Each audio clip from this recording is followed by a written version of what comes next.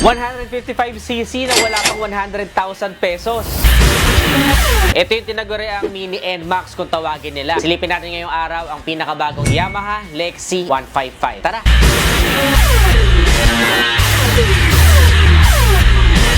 Ito yung request nyo sa akin ngayon lang nakakita personally ngayon lang nagkaroon na available sa kasa. So ito pala yung 155cc na merong gulay board. So I think Click 160 magiging katapat nito ngayon sa market kasi pwede mo siyang lagyan ng gamit dito. Pero 155cc na so maganda to pang kargahan. Matutuwa yung mga delivery rider natin dyan. Tawag dito sa ibang bansa netizens parang Mini NMAX. So makita ko siya sa personal para siyang pinaghalo netong Grabis tsaka NMAX. Pero maliit lang. Nung nag-Taiwan tayo netizens, puro ganito lang yung mga body nung mga motorsiklo doon. Kaya nakakatuwa kasi meron na din sa Pilipinas. Pero ito isang to hindi siya mukhang luma, no? Modern na rin talaga yung looks niya. Na-expect ko para siya yung mukhang luma na gaya ng mga motor sa Taiwan. Pero ito isang to, modern din pala. So dito turn signals, may windshield din. So parang ating NMAX. Tapos futuristic tayo na headlight with 155cc.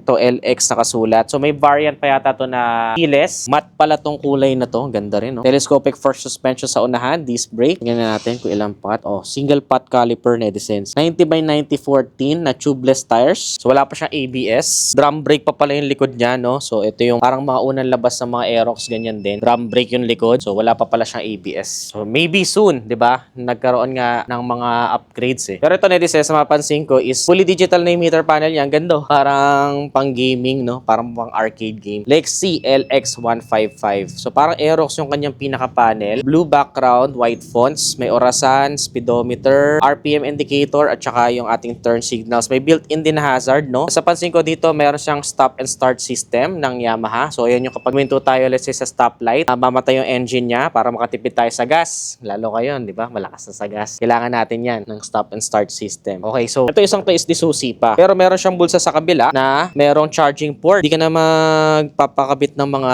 adapter. USB ready na yung kanyang charging port. Okay, tignan natin kung kasya ang smartphone, iPhone, fully paid. Okay, kasya naman. Okay, wala lang takip, no? Pero may hook din dito para makapaglagay pa rin tayo ng gamit dito sa una. So pagdating sa engine netizens, meron siyang 155cc na liquid cooled, kaya mabisa kahit mahaba ang biyahe natin, no overheating. Make sure lang na tama yung coolant level. Mukha siyang 125cc netizens pero liquid cooled na to, no? 155cc kasi talaga siya. At ang malupit dyan is meron nga siyang variable valve actuation. Sa mga di nakakalam ng VVA netizens, pag sa around mid RPM ka na, ma-activate mo yan para siyang nagbibigay ng extra boost. Kaya pwede talagang dumulo yung performance ng ating motorsiklo. Since automatic na nga siya netizens, gas and go ka na lang, it can produce 11.3 kilowatts of maximum power at 8,000 RPM. At kaya naman po nito mag-produce ng 14.2 Newton meters of maximum torque at 6,500 RPM netizens. Single overhead cam, 4 valves na to netizens, kaya talagang hindi ka mabibitin sa power output. Naka single cylinder. Check natin yung seat. Ayan. So seat, I think kasya dito ang isang open face na helmet. Isa. Pero meron pa tayong mga helmet hooks dito para yung OBR natin, maikabit pa rin natin yung helmet nila. And then, sa style naman, 155cc emblem lang sa gilid. LX.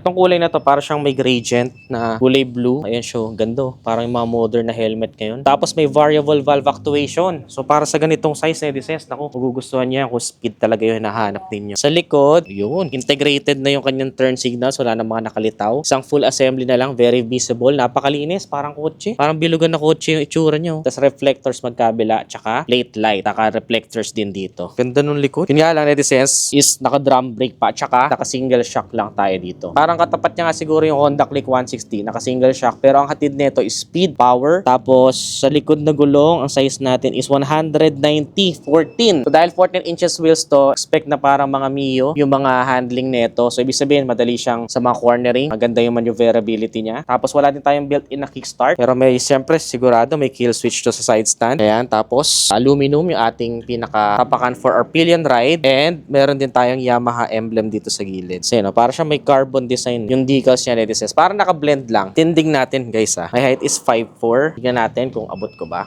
Uy, medyo may kabigatan din. Yung Asian height friendly. Abot-abot ko. Bagay sa akin to. Tapos may park brake lock din dito. Ito yung gusto kong park brake lock eh. Yung sa Yamaha. Kasi ayan siya. Parang pipindutin mo lang na ganyan. Sobrang dali lang niya i-access. Dahon. Side mirrors. Okay. Merong menu. Dito mo pala kukontrolin yung pinaka-configuration ng screen mo dito sa menu. Kala ko passing light. High beam, low beam, busina.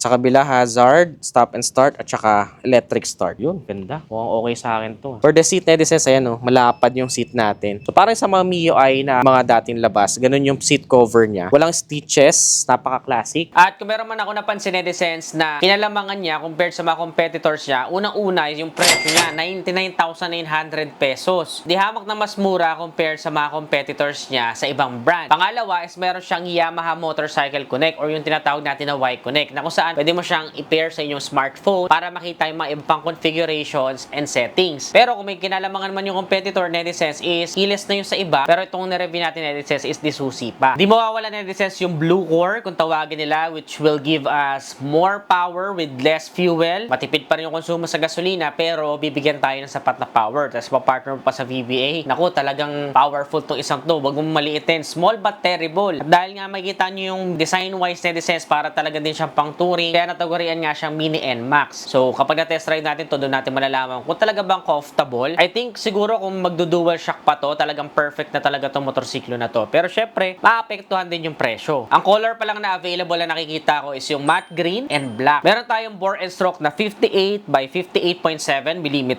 at compression ratio na 11.6:1. Naka-electric starter na rin siya netizens at merong smart motor generator kaya silent start na rin po ito. Pagdating naman po sa fuel tank capacity ay meron tayong 4.2 liters na fuel tank capacity. Fuel injected na siya kaya we can expect na magiging matipid din ito sa gasolina, especially nowadays na medyo tumataas ang presyo ng gas. We want someone na magaan, malakas, pero hindi lumalaklak ng gas. So we can expect around 43 to 47 kilometers per liter netizens sa actual usage, pero it will still vary depende sa bigat ng rider, road condition, etc. Pagdating naman sa dimension netizens, meron tayong length na 1,970 mm, width na 720 mm, at height naman na 1,135 mm. At meron tayong wheelbase na 1,350 mm. So ngayon meron siyang naka-display ngayon na 99,900 pesos, Lexi. Ayan yung price niya ngayon. So tingnan natin pagka mga available na installment soon, kapag marami ng mga available, ay bibigyan pa natin yan ng updates. Alright? So may mga other available colors pa to. Dito yan available sa Yamaha Motor Trade sa Olivares, Binyan, Laguna. So ayan siya ngayon. Yung first encounter natin. First unit, di ba? Ganda, no? Maganda to. Magugustuhan to pang rides ng mga Pinoy. Panigurado. Tapos si Yamaha may VVA. Powerful. Okay siya. So ano masasabi nyo netizens sa pinakabagong Lexi 155? Nagustuhan nyo ba? Comment your thoughts below. Ano pa mga ibang motorsiklo ang gusto nyo i-review natin next vlog? Comment nyo lang dyan sa baba at baka i-review natin yan sa susunod. Kung gusto mo to, don't forget to give this video a thumbs up, subscribe. Again, this is Adriano. Always keep it cool and ride safe always.